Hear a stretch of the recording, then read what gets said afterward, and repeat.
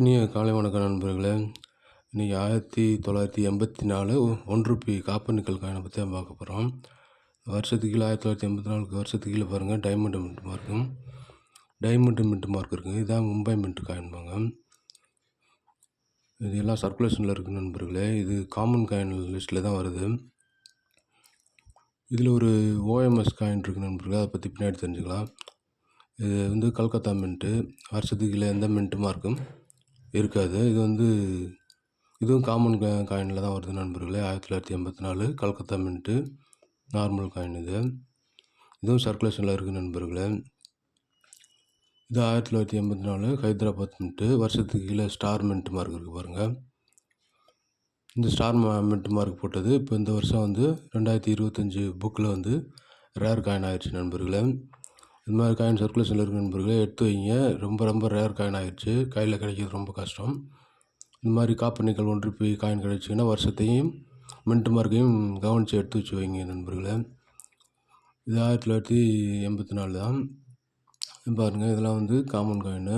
Mint mark Calcutta mint common, diamond mint mark மும்பையும் common. அதேபோல் OMS coin இதில் 1984 ஒன்று எனக்கு கிடச்சிருக்கு நண்பர்களே. பாருங்கள், இது 26 mm இருக்கும். ஆனால் இது 24 mm 50 பைசா பிளான்செட்டில் 50 பைசா நாணயம் அச்சடிக்க வேண்டிய பிளேட்டில் இதை பிரிண்ட் பண்ணி தவறுதலாக பிரிண்ட் பண்ணி வந்திருக்கும். பாருங்கள், 2 mm கம்மியாக இருக்கும். 50 பைசா பிளான்செட் 24 mm, ₹1 பிளான்செட் 26 mm நண்பர்களே. இந்த 2 mm வித்தியாசம் பாருங்கள். அது இல்லாமல் பாருங்கள், இது செக்யூரிட்டி எட்ஜாக இருக்குது. நடுவில் விரிசல் இருக்குது பாருங்கள். இதில் பாருங்கள், அப்படியே பிளைனாக இருக்கும் பாருங்கள். இந்த மாதிரி காயின் நம்ம செக் பண்ணுறப்போ எடுத்து வைங்க நண்பர்களே. திடீர்னு பார்த்தா ஒன்றுமே தெரியாது. கொஞ்சம் உன்னிச்சு பார்த்தீங்கன்னா கண்டிப்பாக அது அடையாளம் தெரிஞ்சு எடுத்து வச்சுக்கலாம் நண்பர்களே. 1984 மும்பை மின்ட் OMS காயின்பாங்க. OMS காயின்னா அதர் மெட்டல் ஸ்ட்ரைக் அல்லது ஆஃப் மெட்டல் ஸ்ட்ரைக் அப்படின்னு சொல்லுவாங்க. அதாவது நாணயம் அச்சடிக்க வேண்டிய ஒரு பிளேட்டை விட்டு வேறு ஒரு பிளேட்டில் அச்சடிச்சிருவாங்க நண்பர்களே. இந்த மாதிரி காயின்லாம் நல்ல விலைக்கு சேல்ஸ் பண்ணிகிட்ருக்காங்க நண்பர்களே. எடுத்து வைங்க, பின்னாடி நல்ல விலைக்கு சேல் பண்ணிக்கலாம்.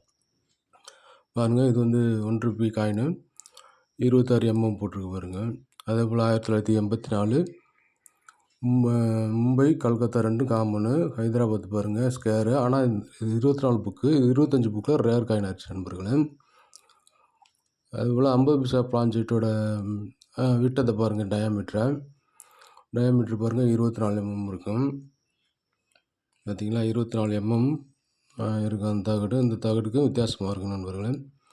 இந்த மாதிரி காயின் சர்க்குலேஷன் தான் எடுத்து வைங்க நண்பர்களே. பின்னாடி நல்ல விலைக்கு சேல்ஸ் பண்ணிக்கலாம். தேங்க்யூ, பாய், வாழ்த்துக்கள்.